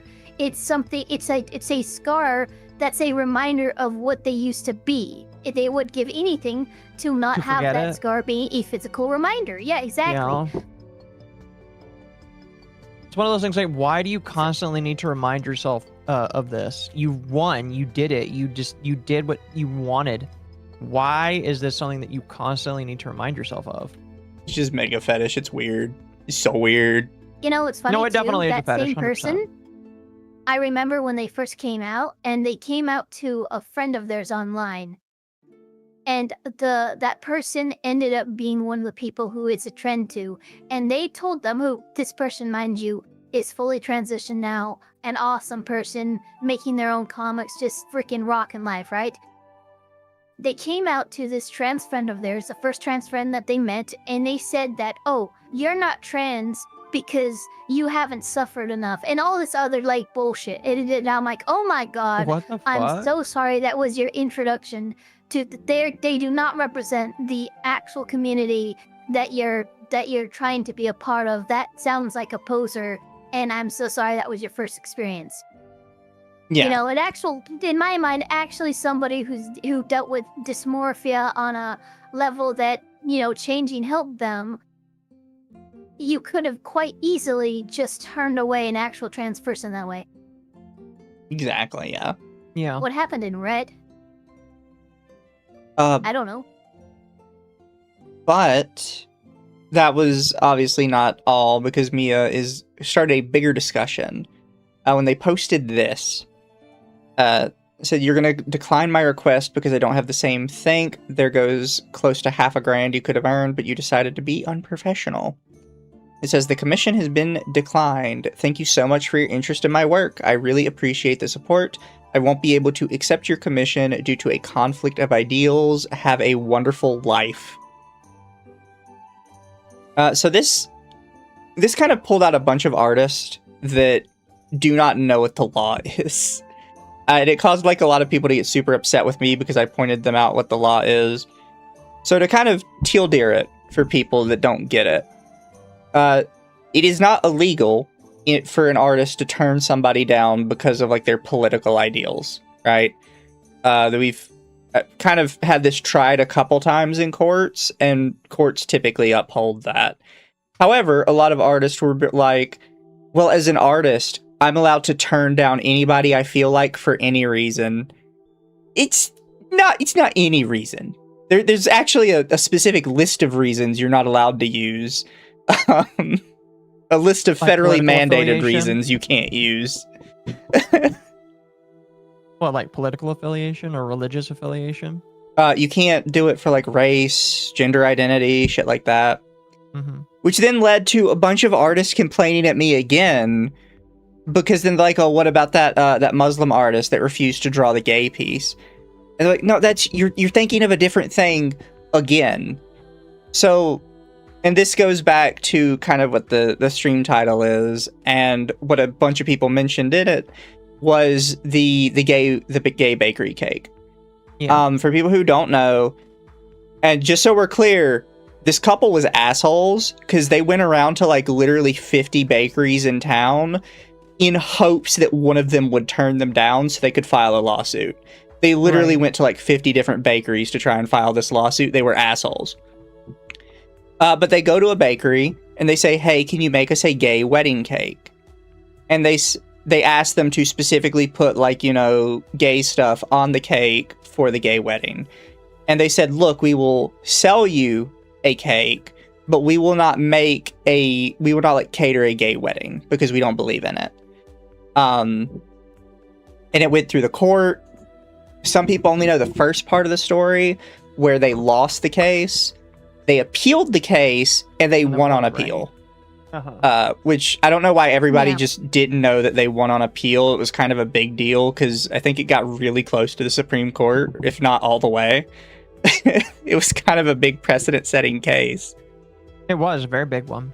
A lot of what that case established, though, is you can't deny somebody regular business because of the protected classifications. However, in a kind of artistic or a creative role, they cannot force you to put messages on it that you would not normally put on it. Mm-hmm. Yeah. So We're what kind of referring saved to the bakery? Masterpiece Cake Shop. Yeah, well, like what kind of saved the It's bakery was what they they were still called. said they would sell them baked goods. They just said they wouldn't Yep. write the happy gay wedding on it. Yep. Yeah. And it was the Colorado Civil Rights Commission who wrote against them went all the way to the Supreme Court, and I believe the Supreme Court ruling was 7-2 at the time. I can't remember. 2018, I think it is. I cannot remember. It was who all overwhelming in their was favor. Yeah, it was. And now it was a narrow ruling, so they didn't establish any broad exemptions for discriminating against anybody. But it was just like, look, you guys were way too hostile in demanding that this person do something for you in violation of your religious objections. Yeah. As Young in chat says, you can't be denied the cake, but the messages can be denied by the creator. Yes. And that's what I was trying to explain to a lot of artists, because a lot of artists do not understand legal requirements. I mean, and this is an easy one to understand, so they really have no excuse, but it's quite literally, you have the right to refuse service to anyone, not refuse service for any reason. Yeah. There's a difference in wordage there that's very important. It also It's a matter between you getting can sued kick and you someone out not for getting no sued. reason. So long as it's not as long as you don't say, hey, I'm kicking them out because they're black, you're good. You can say, I don't like the way they smell, that's fine. But as long as you don't discriminate them based on something that makes them a protected class, yeah, just don't give them a reason and refuse service. Yep. Yeah. That in and of itself is fine.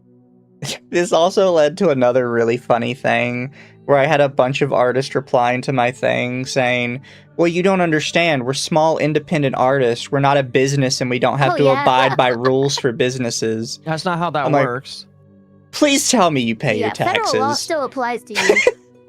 I have to pay my You pay taxes because I'm a taxes. small business. Yeah. I kept getting that. So you don't understand. We're independent artists. We're not a business. We don't have to abide by business rules. Yes, you do. You As soon as you absolutely sell do. anything, you have to abide by business rules. Like, you can't just be like, oh yeah, no, I do art as a job, but, you know, it's like, it's technically a small thing, so I don't have to, you know, obey any of the rules. So I can move. I can move my business to the Bahamas because I'm a small business. Okay, Saul. Like, if any of you guys go to my Twitter and find my tweet about this, you will see what I mean when I complain all the time about, like, independent artists being idiots. They have no idea what any of the rules are. They just kind of wing it. It's one of those things where I kind of want one of them to get sued one day just because it would be funny to see what would happen. Yeah. I'm sure eventually it will happen, but another issue that we you run right into with this is like Nanolish. They're in Brazil. There's not really anything you can, there's no civil action a United States citizen can bring against a Brazilian and hope to really get a ruling that'll even be enforceable is the thing. Mm-hmm. Yeah. You know, so as long as we're dealing with international artists and stuff in a way that our jurisdiction can't touch them, this is just going to consistently be a problem. And I'll scroll down a bit here, chat. But you can see that this stirred quite the discussion. Got over 1,000 replies on it. The artists were not happy. No, they were not. There's plenty of quote tweets as well, which we could get into in a second. But really quick, thank you, Internet Zen. No, Occo, it's not Britbong coded. He's clearly more Pegasus coded. He has claimed the title from any Britbong who had it. Fair. Internet Zen Master also says Streamer University, but for VTubers, they want to try and find a way to gatekeep the bad VTubers out because of wrongthink or something. Sartnow says this is called mid-level violence, a tactic they use to demoralize people and gaslight them into accepting more and more aggression. Possibly. Noir says trans people out here acting like surgery scars are equal to a snake losing his eye. Or equal to Snake losing his eye. You mean like Solid Snake? Okay. Yeah, Solid Snake, yeah. It threw me for a second. I was like, what? Thank you, Zalvid. It'd be funny if one of those artists got sued. I'm going to hop in the quote tweets It's going to here. happen one day. It is going to happen one day. I know it will. So I will say, as you can see immediately with the first one, there were also plenty of people that were on Mia's side to a degree.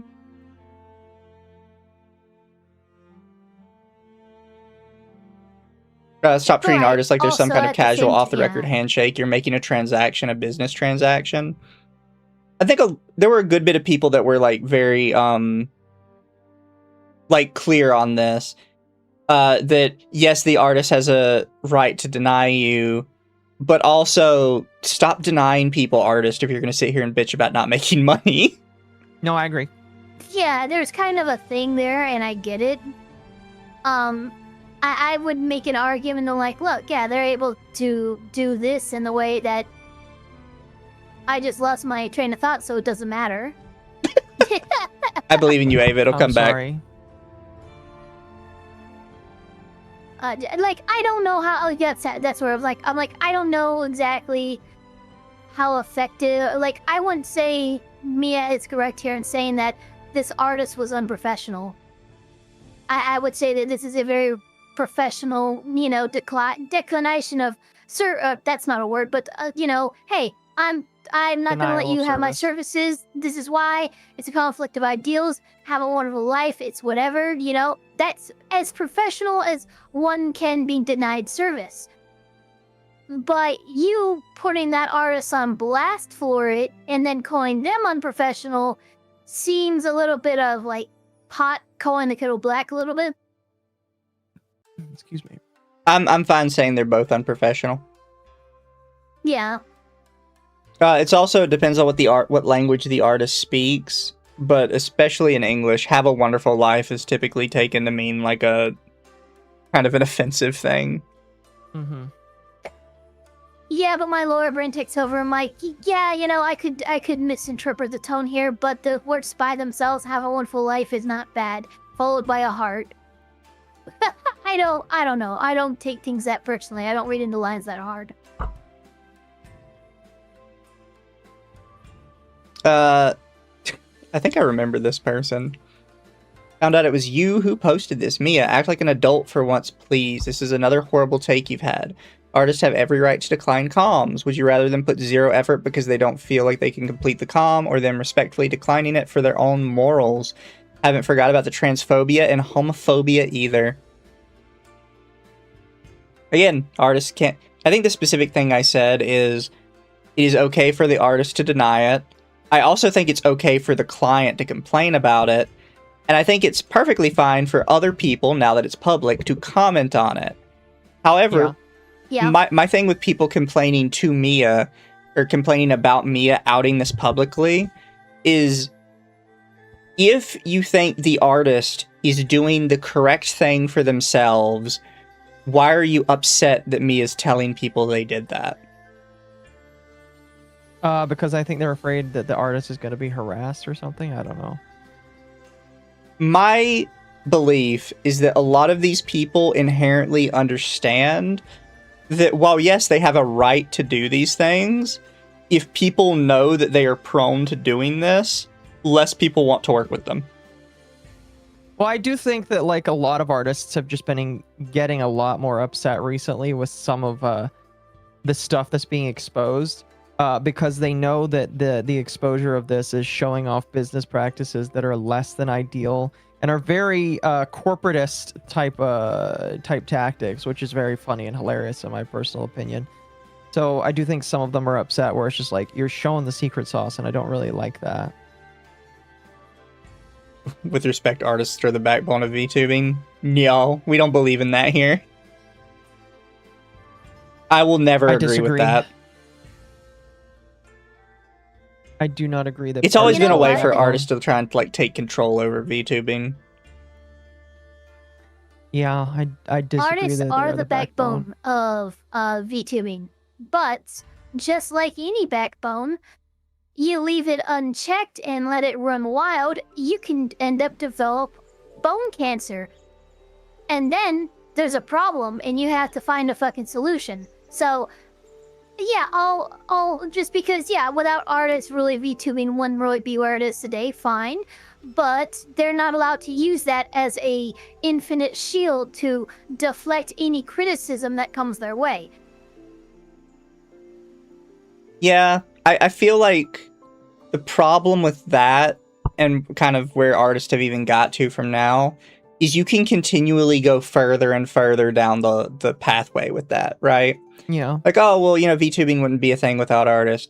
Oh, VTubing actually wouldn't be a thing without coders who make the programs for it. Well, the VTubing coders wouldn't actually be a thing if it wasn't for YouTube. We wouldn't have anywhere to actually put our content at. Oh, well, YouTube wouldn't really be a thing if it wasn't for that one fucking dude who made it years ago. That's true. Like, I feel like you could just constantly go down the pathway here. And it's like, no, who is actually more responsible for my channel? Is it the person who made my model or is it me? And that's... Oh, it's obviously me. Yeah, exactly. And that's kind of where you have to, like, stick it's like, it. Okay, cool, you guys are foundational, but it doesn't mean that we can't change our foundations. Which is why I think, all of them freaked out so much when Leaflet came out with our program. It's like, okay, fine. You guys were the backbone. Well, guess what? The bone's fucking cancerous and we have to remove it. And like Cyberpunk, we're getting a new shiny one that's powered by AI, so fuck you. I don't know if we've talked about this on stream. Get paid? True. I don't know if we've talked about this on stream yet, chat. Installed, goddammit. I don't know if we talked about this on stream yet or not, chat, but me, Occo, and a lot of our friends have been in like a random intermittent debate over whether or not you would get chromed out when the cyberpunk dystopia comes for us. Which one of us are going to be like natural and which one of us are like, yeah, I'm getting a fucking cybernetic spine, fuck you. Yeah. I have decided that I probably would not. That's just me. My position is I can sit here and tell every single one of you I definitely wouldn't get chromed out because I know Google would use it to spy on me. However, the first time I see a YouTube video of somebody jumping up 2 stories with their new chrome legs, I'm immediately going out and getting a pair. Absolutely. I can pretend all I want that I have, like, I can resist it, but I can't as soon as I see somebody doing some cool shit with them. Yeah, my issue is, like, it depends on, like, how far... It's like, okay, cyberpunk dystopia has hit. Are, like, we're early where there's still some civilization, or are we, like, damn near apocalypse? Because if we're near apocalypse, I'm not getting chromed up because I'm thinking about maintenance and stuff like that. Can't maintain that stuff, so better to go natural. If we're early enough where I can, like, live 100 years in Night City type shit, I'm probably getting chromed up pretty good. Fair. Actually, so what I would do before I would do Chrome is I would do gene splicing. I don't know if you've ever seen Batman Beyond. Yeah, 100%. Where they're like... We're watching Batman Beyond on the secret stream. I just watched that episode. I know what you're talking about. Where the gene splicing comes in. Mm-hmm. Yeah, they call it splicing. Yeah, there's a whole company that does it. If there was, like, if we're in a cyberpunk future and you can either get chromed or you can get gene spliced, I'm picking gene splicing. Yeah, gene splicing every time. 100% I would be on board with that. Yeah. Thank you, Noir. Says, fun fact, Mormons in Cyberpunk 2077 view any implants that aren't directly life-saving a sin. I could imagine a bunch of different religious groups thinking that. That's the cyberpunk version of the like Tibetan monk. It's not cyberpunk Mormons. Fair. Well, I could imagine there's probably multiple religious groups that believe that, because there's religious groups today that believe in non-life-saving care like that is sinful. I would not see it necessarily as sinful. I think there's like a couple groups in there that actually believe even in the event of saving a life, it's still unholy and unclean. Probably, yeah. Like you can't even do implants. Nope, Ava's dying. Oh, I was wondering if that was just me. No, yeah, Ava's dying. Poor elf. What in the heck? If not, eye implants are the way to go. I think eye implants are almost worse, because then they can see everything you see. Yeah. Am I back? Yep. You are? Okay, cool. I'm back with 10 minutes left. Catholic Church would do the same, and if I remember correctly, Buddhist and Ghost in the Shell also believe that.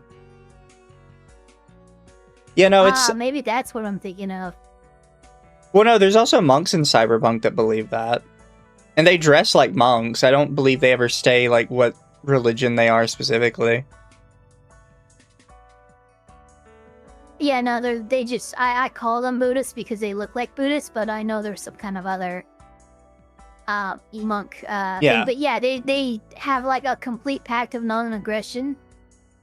And also they can't defile oneself with cybernetics. Like, I think at all. Guarantee the eye implants would make you hallucinate stuff? Probably. Yeah, that's another reason not to download it or get it. Excuse me. Thank you, Internet Zen says, once again, Rate My Professor site for these artists would work wonders to solve the problem. We had this conversation the other day. I don't think we had it on stream. But like, a Yelp or something for artists would immediately crash and burn from artists freaking out. Because just look at how artists talk about reviewers who rate them like 3 stars on VGen. Mhm. They flip their shit every time. I've seen like genuine generational crash outs where these artists crash out about a review so much they're doing like IRL crimes in the process of their crash out, and it's that much of a problem. Now let's go ahead and make a platform For that. reviewing these types of unstable people. Oh gosh, that would be amazing. I also have to clarify this because I saw a whole bunch of people that were confused about this. There were 2 different artists this week that turned somebody down that got in trouble. Because I saw a lot of people quoting the Miia thing and saying something along the lines of, you shouldn't be surprised an artist doesn't want to work with you because you use AI. Miia was not the person that was accused of using AI when an artist turned them down. That was another artist who had somebody send them an AI reference and say, hey, you know, I have this AI reference, but I want to get a real piece. And the artist turned them down and said they would never work with somebody that sent them AI. Which is gay in my personal opinion. I have used it many times, and Ari has been very, very okay with using AI. In fact, I'm very grateful for him that he does that. You know what's really funny is over the last year, I've commissioned many pieces of art. All of them will definitely only be on my second Twitter account. Yeah. I have really only had one person turn me down for asking if an AI reference is good. One person, and I've commissioned well over a dozen pieces. So most artists don't give a shit, and most artists are more than okay with it. Yeah. Yeah, I just wanted to clarify. I know my artist doesn't care. Ooh. I did just want to clarify because a bunch of people kept saying that this was Miia. This was not. It was a different person who the artist did not name. They just showed the request. They didn't even show the picture the person sent and said, like, don't ever send me AI images like this. I will reject your request. They never said what the guy's name was. So just keep in mind that's 2 different people. And for some reason, everybody kept mixing them up. I guess because they just saw 2 controversies happening at the same time and they rolled them together.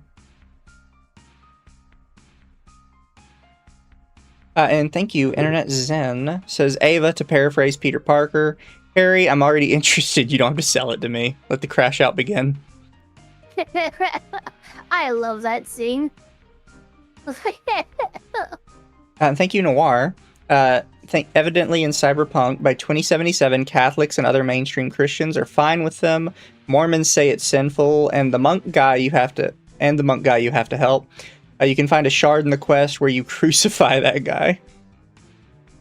Oh my god, in Minecraft. Hey, Mizu, I put something inside chat. Okay.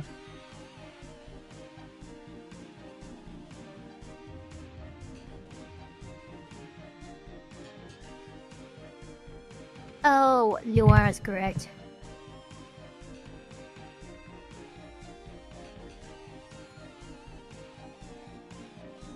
If you want to stop using AI and support real artists, but I'm not going to accept your commission because you used AI. Yeah, that's why a lot of people are complaining about this person. Because, like, they did what you wanted. They said, I don't want to use AI. I want to use a real artist. Can I please commission you? And they said, oh, you've used AI in the past? No. You're irredeemable. Using AI is literally original sin to artists. That's where it's performative.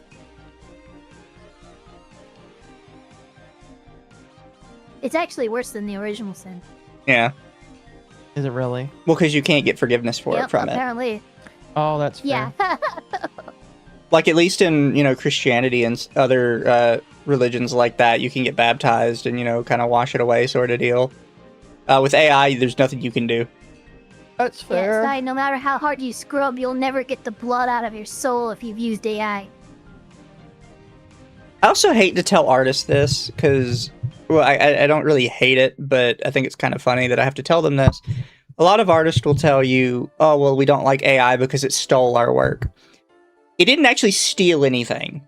A lot of you say that, but a lot of you don't realize that you signed away the rights to your work when you signed up for these websites.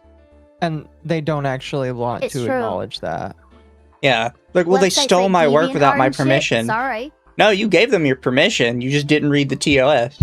When you clicked, I agree to the terms of services. Like, I called this out before with Facebook.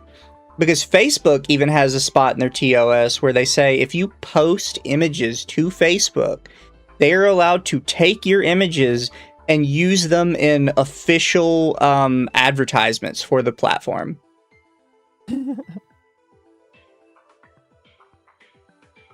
Like, they're all pretty clear on this. And they're like, well, AI didn't exist when we accepted those. Yeah, well, that's how that works. You didn't think about, like, what the Yeah. future could hold. Also, almost every year, most companies update their TOS, and you have to consistently, occasionally, re-agree to the terms of services. Yeah. I did it again with Steam not that long ago when I logged in. Like, so they update that shit. Sorry, that's not. Oh, when I clicked accept, oh, AI didn't exist. Yes, it did, because there's no way you haven't, accepted and updated terms of services. Speaking of AI, I'm not gonna show you guys, but I'm gonna mention this. Somebody found out that all of the chats you have with Grok are indexed by Google. Oh, you're just gonna share that? Yes. Yeah. So through Yes, a they are. search engine, you can't really tell whose is whose because it's all just random number strings, but you can actually see every single conversation that random people have had with Grok. I was going through it last night and just reading like random shit people have asked Grok. Somebody had one of the ones I stumbled on was somebody posted a picture of a half-naked lady in bondage and said, Grok, come up with a story for this scenario. I found one guy, I'm just going to say guy as like a gender-neutral term. I found one guy who entered the parameters for his college paper and asked Grok to write the paper for him. I found another yeah. guy who worked for some company and was asking Grok to do a layout that he could copy onto a slideshow PowerPoint presentation for Google his work. knows I was asking Grok about Condor. Yeah. And it's not just Grok. The original Grok is what people realized after the first person found it, which is I that think it was ChatGPT, wasn't it? is DeepSea. Oh yeah, Oh, it was DeepSeek, DeepSea, yeah. okay. People found out that DeepSea. So here's the thing: some of Grok's are restricted depending on people's Twitter account settings. However, all of DeepSea's are indexed. So if you've asked DeepSea anything, it's in the Google index somewhere. Oh, that's terrifying. So as long as you've never entered in your name or posted pictures that could identify you, people probably will have no idea it's you. But if you have, you're indexed somewhere. That is scary, man. And on that terrifying thought, I had to get going. Thank you guys so much for having me. Oh, we were about to end anyways. It's 1 a.m. Okay. Yeah. But yeah, chat, don't enter anything on the internet that you're not willing to have another person look at. I say this all the time, but on any of these websites, any of these platforms, never put something into it that you're afraid of somebody else seeing. Because it sounds like now your Grok conversations are not private, Yeah. which is kind of funny. Some people are mentioning it, but yes, I also run my stuff locally. However, I'm not going to be like, oh, you guys should just run all your stuff locally. It's hard on my computer. My computer's pretty solid. It's not fantastic, but my computer's pretty solid. Well, how much VRAM do you have? Oh fuck, I don't know. Whatever's in the Nvidia card that's in there. It's all about that VRAM, man. But yeah, no, that was something I found out last night, and I was just scrolling down the list, trying to see what all I could find, and it was wild. It was funny. And you told me, I was like, please tell me it's not giving actual messages that I've had between other people. And I'm pretty sure it's not. But it's insane that it can do that regardless. Yeah. I don't know, it's not something you think about. I guess it's something we all kind of intrinsically know, but it's not something you think about until somebody shows it to you, and it's like, oh, yeah, no. I guess all of my stuff is indexed by Google. Yeah. And before somebody sees what I said to an AI after telling it to pretend to be Sylvie from Teaching Feeling. No, it's wild. I'm unfamiliar. What does Mizu ask? I typically ask Grok really stupid questions. I have learned that Grok can be a very useful resource for finding... I use Grok... So basically, I use Grok as my Google Images now. Because for some reason, Google Images is just shit these days. It is. You can't find anything. Yeah, you can give it you can give it like a 4K clearest image ever in the world. It can't find a single image on the internet that looks remotely like it. You can put like a blurry version of that image into Grok that's barely legible, and it'd be like, well, here's the first time it was posted to Reddit, here's the first time it was posted to Twitter, here's the first time it was indexed on Google, and here's where the original was on some random old lady's Facebook page. And it's like, that's all I want out of my fucking Google search engine, is to just tell me where shit is, and you refuse to tell me where anything is. And I have to go to Grok for it, because apparently at least Grok will give me options. Yeah. Google just doesn't tell me where anything is anymore. And the problem, that's the thing, is Google was the best search engine. Even now that Google is shit, other search engines are still just as bad. Well, other search engines are just Google, but like with extra steps. Yeah. Congrats on 3K. Yeah, no, so UnderTheTea has actually hit 3K today. Oh, shit. Yeah. So yay. Fuck yeah, chat. UnderThea is always a little Right. behind our main channels because we do only do the once a week thing. Yeah.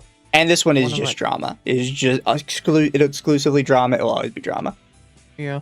My apologies. One of my teeth decided that it wants to hurt now. Oh, I'm sorry. It's one of the bottom ones that hasn't been fixed yet. I did have something else I wanted to say, but I kind of forgot. Who uses Bing? Surprisingly, a lot of people.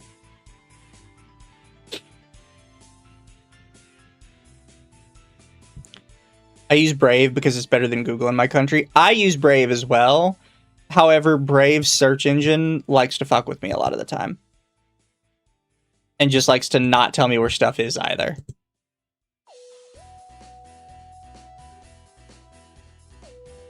I can't remember what I was going to tell people. I had something I wanted to say and it's just gone.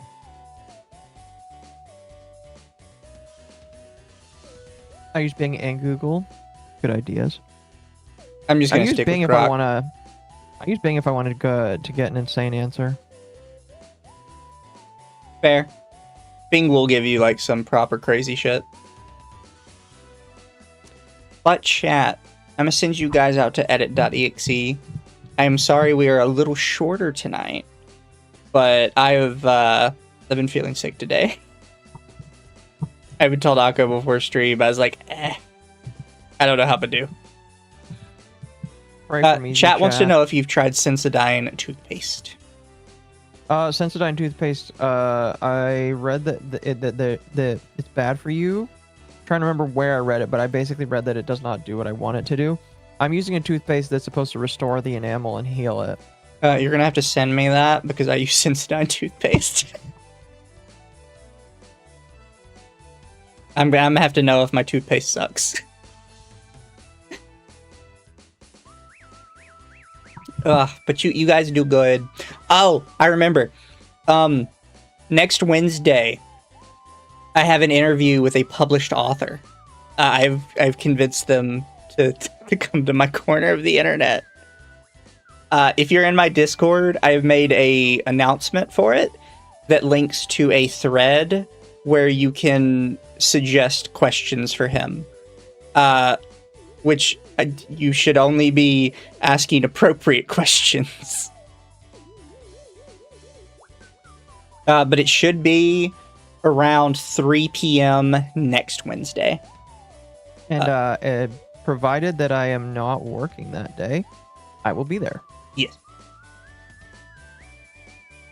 I have done my research. I got in an entire series of his books, and I liked the story of the first one I read. I hated the main character. I wanted to stab him by the end of the story. I hated him so much. Also, Occo, if you're going to be there, you're required to listen or read at least one of his books. Okay. Hurtbox has already done his reading. I have done mine, and I'll have to ask Kendra if she's done hers.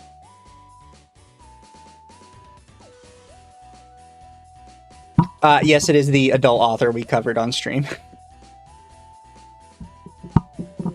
No, it's not the Yakuza Tiger Navy SEAL. I read the Hell High books. And I hate the main character so much. His name is Sherman. No, I think you were asking what the author's name was. The author's name for these books is unironically Michael Scott. Send me the link again and I'll buy one of his books to listen to. Yeah, well, actually, a lot of the ebooks, the first volume is free. Again, I'll send it to me and I'll take a look. Yeah, sure. I've been really busy lately, and I've been busy lately. Yeah, I'll send you to the audiobooks, and you can see a lot of them are the first volume book is free. And if they're anything like the one I listened to, was an hour and a half, so it really was not that long.